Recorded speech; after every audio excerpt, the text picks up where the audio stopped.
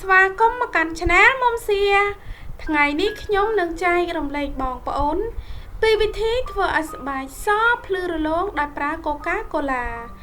បងប្អូននឹងទទួលបានស្បែកដែលទន់និងម៉ត់ភ្លឺរលោងជាមួយនឹងរូបមន្តដ៏សាមញ្ញនេះរូបមន្តនេះប្រើបានទាំងបុរសនិងស្ត្រីអ្វីដែលយើងត្រូវការនោះគឺម្សៅសូដា Coca-Cola ថ្នាំដុសធ្មេញក្រូចឆ្មានិងទឹកឃ្មុំដំបូងបងប្អូនត្រូវដាក់ម្សៅសូដា3ស្លាបព្រាបាយ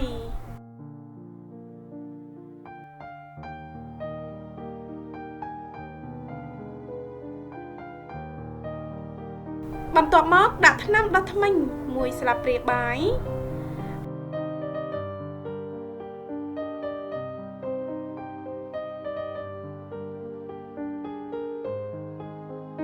រួចហើយដាក់ Coca-Cola ចំនួន3ស្លាបព្រាបាយ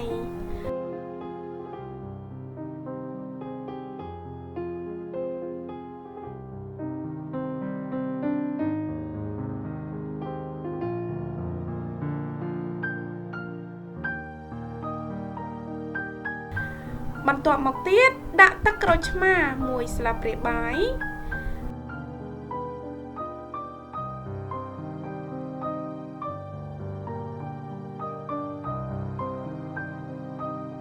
និងចុងក្រោយដាក់ទឹកឃ្មុំ1ស្លាបព្រាបាយ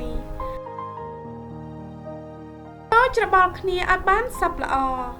ការប្រើរូបមន្តនេះនឹងជួយឲ្យស្បែករបស់បងប្អូនភ្លឺថ្លានិងភ្លឺរលោងបានគ្រប់ពេលស្ក្រាប់ខាត់ស្បែករបស់យើងគឺបានរួចរាល់ហើយខាត់វាថ្នម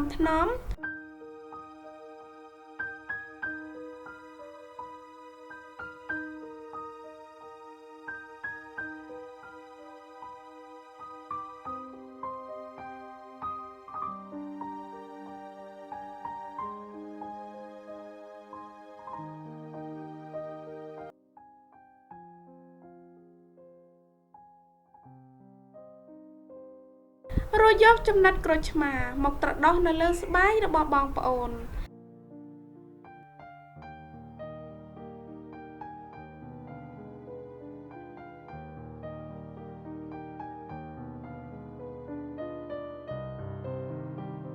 បន្ទាប់ពីខាត់រួចរាល់ហើយ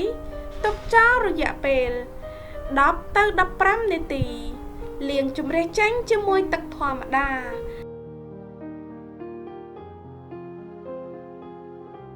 លាបឡេឬក្រែមផ្ដល់សំណើមដែលបងប្អូនមាន